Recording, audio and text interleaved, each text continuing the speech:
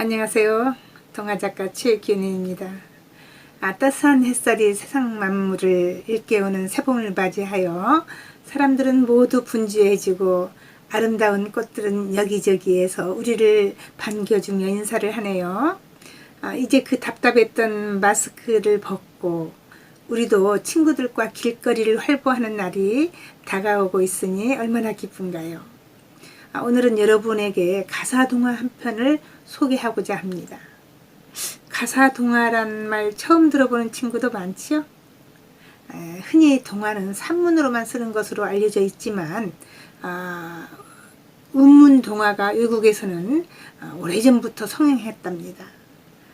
러시아의 시인이자 극작가인 알렉산드로 푸슈킨의 황금 물고기, 또 살탄왕 등과 또 프랑스 동화작가 샤를 페로의 당나귀 가족, 그리젤리디스, 어리석은 소원 등도 그러하고 우리나라의 시인 백석도 운문으로 된 동화 산골 총각, 개구리네 한솥밥, 집게네 네 형제 등 여러 편을 발표했다고 해요.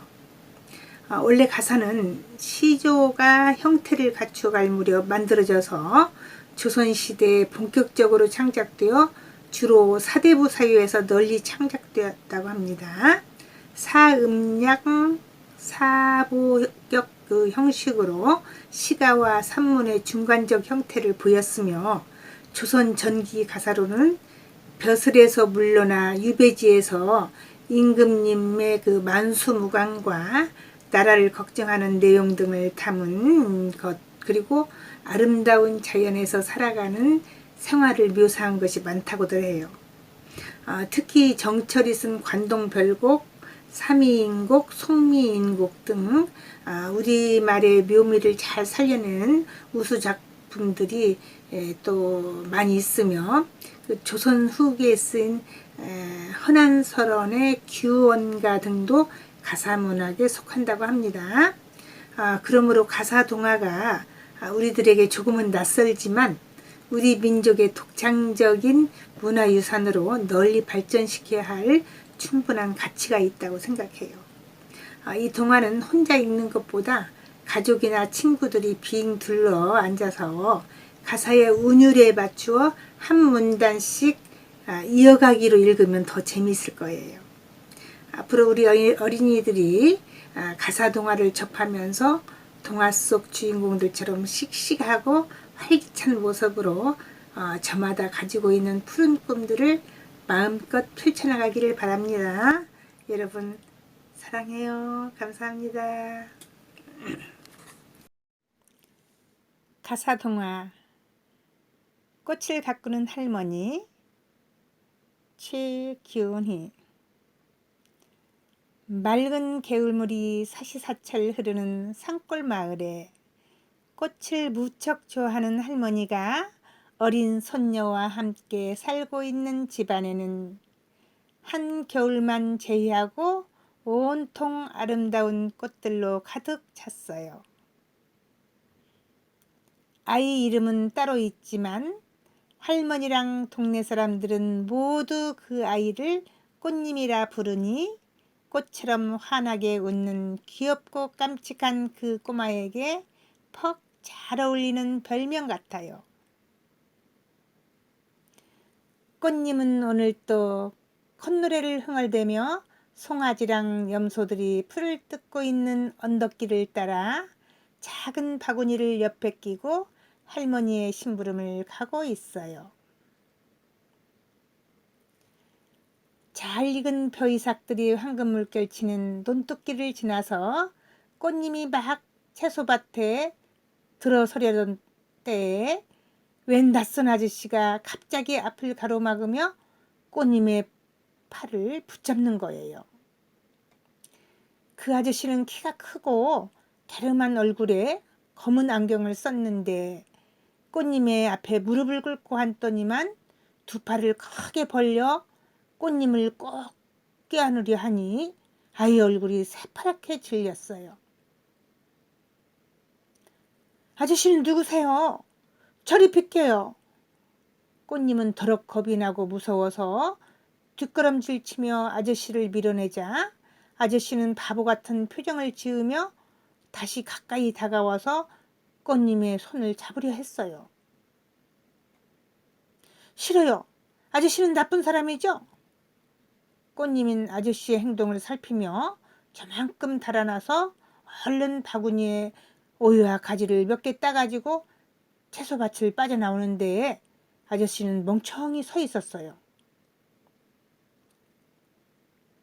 꽃님은 말이 없는 그 아저씨가 따라올까봐 뒤도 돌아보지 않고 불이 나게 달려서 집으로 오는데 하마터면 언덕에서 아래로 구를 뻔도 했고 돌멩이에 걸려 넘어질 뻔도 했어요.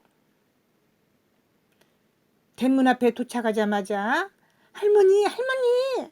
숨을 헐떡이며 할머니를 부르자 할머니는 꽃님의 외마디 소리에 놀라 맨발로 마당까지 뛰어나왔는데 어느새 그 아저씨는 꽃님의 뒤를 따라와 서 있었어요. 할머니, 이 사람 귀신인가 봐요.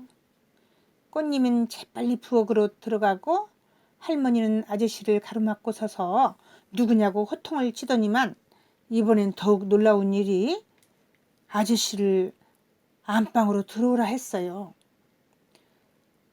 꽃님은 조마조마하며 안방 쪽으로 귀를 기울였지만 할머니와 아저씨가 무슨 이야기를 나누는 것 같은데 아저씨 목소리는 전혀 들리지 않고 부스럭거리는 종이소리만 들렸어요. 얼마 후 그 아저씨는 떠나가고 할머니에게 그 사람이 누구냐고 여러 차례 캐어 물었지만 서울에서 온 손님이야. 할머니가 시원하게 대답을 안 해주니 꽃님은 더욱 더 이상한 생각이 들어 고개만 갸우뚱거렸어요.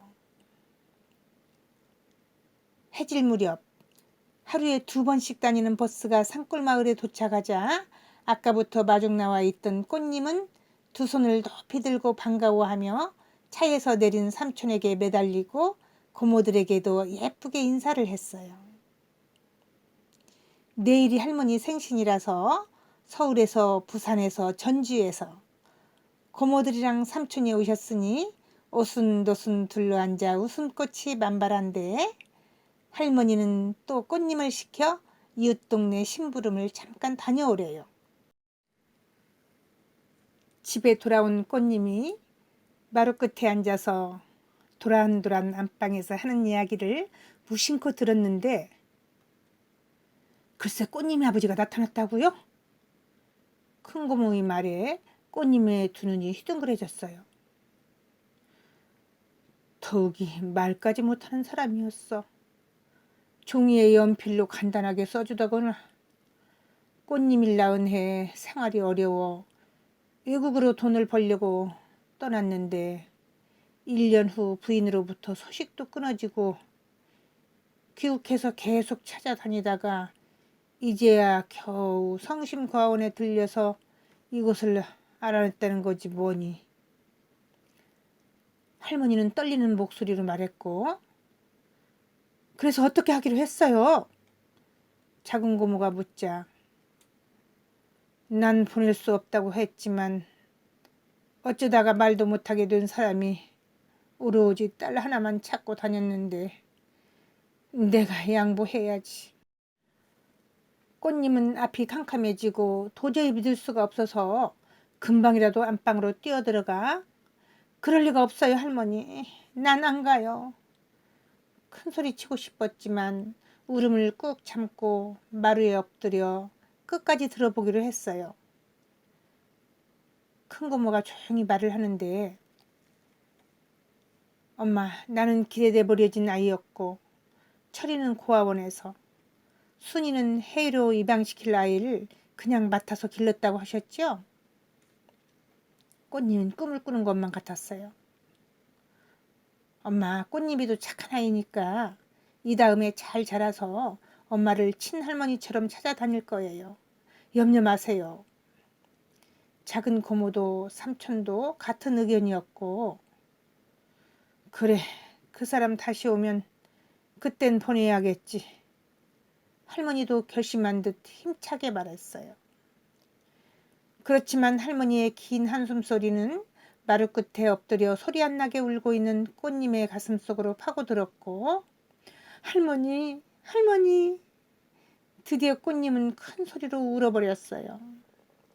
그 울음소리에 방에서 식구들이 뛰어나왔고, 할머니는 꽃님을 무릎에 안으면서, 그래, 꽃님아, 나는 너희들을 기르는 보람으로 지금껏 살아왔단다. 할머니야, 꽃님이 붙들고 우는 옆에서 고모들도 삼촌도 따라 울었어요. 꽃님이네 가족이 흘리는 그 눈물들은 결코 슬픈 눈물이 아니고 사랑하는 사람들끼리의 정말 이슬처럼 곱고 보석처럼 값진 눈물이었어요. 이 광경을 지켜본 할머니네 꽃밭에서는 꽃들끼리 소근소근 소문이 생겨나고 지나가는 바람들도 이 소문을 듣고 산 너머 곳곳에 알리고 다녔어요. 뱅돌아 산이 있는 구름골에는 꽃을 사랑하는 할머니가 살지. 불쌍하고 외로운 아이들을 맡아서 꽃처럼 예쁘게 키워보내는 꽃집 할머니는 사랑의 천사. 꽃집 할머니는 사랑의 천사. 동네마다 골목마다 꼬마 아이들은 고무줄놀이나 공놀이를 하면서 꽃을 가꾸듯 아이들을 사랑한 꽃집 할머니의 아름다운 이야기를 오늘 또 끊임없이 온 세상에 알리며 흥겨운 가락에 맞춰 노래하고 있어요.